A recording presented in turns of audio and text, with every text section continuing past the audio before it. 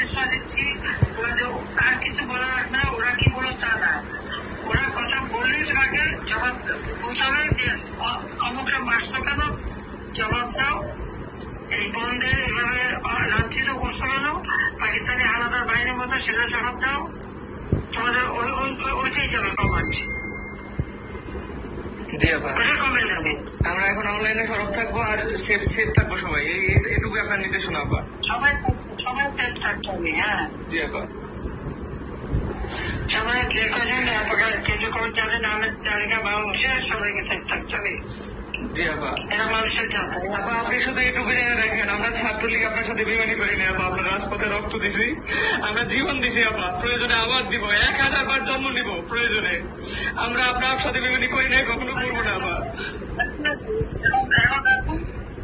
আচ্ছা জি আপা, হাফিজ। জয় বাংলা আপা।